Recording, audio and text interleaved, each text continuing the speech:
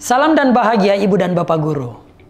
Selamat datang kembali pada modul pembelajaran dengan paradigma baru.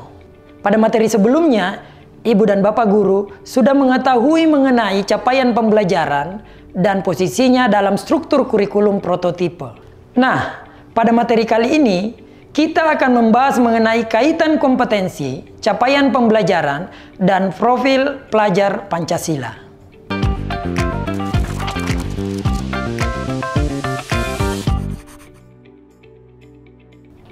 Sebelum membahas kaitan ketiga hal tersebut, mari kita pahami dulu sekilas tentang profil pelajar Pancasila. Profil pelajar Pancasila menggambarkan karakteristik pelajar yang diharapkan akan terbangun seiring dengan perkembangan dan kemajuan proses pendidikan setiap individu. Untuk mewujudkan cita-cita profil pelajar Pancasila, diperlukan kerjasama dari seluruh komponen satuan pendidikan. Profil pelajar Pancasila dijabarkan melalui 6 dimensi, yaitu beriman, bertakwa kepada Tuhan Yang Maha Esa dan berakhlak mulia, mandiri, bernalar kritis, kreatif, bergotong royong, berkebinekaan global. Keenam dimensi ini harus dibangun terus-menerus secara konsisten sejak fase pondasi di PAUD sampai di akhir fase F atau setelah lulus dari SMA atau SMK. Profil pelajar Pancasila merupakan karakter dan kompetensi yang menjadi fokus sistem pendidikan nasional. Merumuskannya adalah langkah pertama yang sangat penting dalam penyusunan strategi peningkatan kualitas pendidikan di Indonesia, termasuk dalam perancangan kurikulum. Ibu dan Bapak Guru, untuk membangun keenam dimensi profil pelajar Pancasila, satuan pendidikan harus memastikan bahwa kegiatan dan pengalaman belajar sehari-hari murid terkait dengan keenam dimensi tersebut. Keenam dimensi ini menjadi rujukan bagi guru saat menurunkan capaian pembelajaran menjadi alur tujuan pembelajaran maupun modul ajar. Di samping itu, juga saat membangun lingkungan belajar yang nyaman. Kita bisa menganggap proses mewujudkan profil pelajar Pancasila sebagai proses menanam benih. Untuk tumbuh, tanaman perlu tanah yang subur dan juga matahari yang cukup.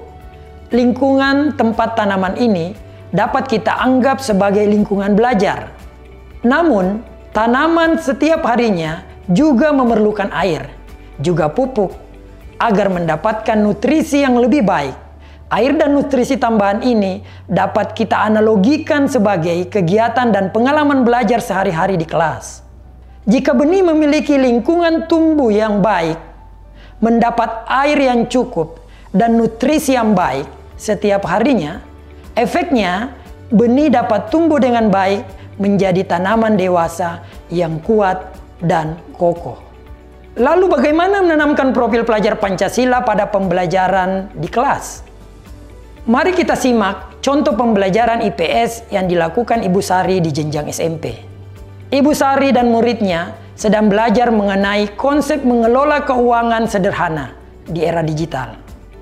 Ia mengajak muridnya untuk menganalisis kebutuhan dan keinginan dalam perilaku murid ketika membeli sesuatu, mengumpulkan data mengenai usaha manusia dalam memenuhi kebutuhan di lingkungan sekitarnya secara berkelompok, mewawancarai narasumber langsung mengenai kemajuan teknologi dalam pengelolaan keuangan seperti dompet digital dan membuka rekening secara daring. Menganalisis risiko dari membeli dengan kredit atau cicil, baik secara langsung maupun melalui aplikasi digital. Di akhir pembelajaran, muridnya diajak untuk membuat sebuah tujuan yang dinyatakan berdasarkan nilai uang atau financial goals. Misalnya, tujuan untuk membeli sebuah tas seharga 100.000 dalam waktu 1 bulan.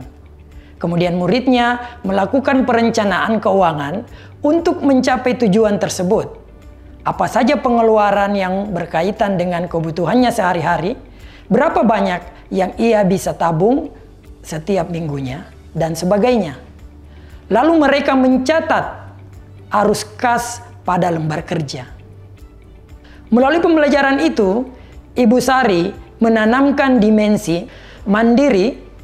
Muridnya diajarkan untuk mencari informasi sendiri, tidak bergantung pada gurunya, juga belajar untuk mengelola keuangannya secara mandiri. Bernalar kritis.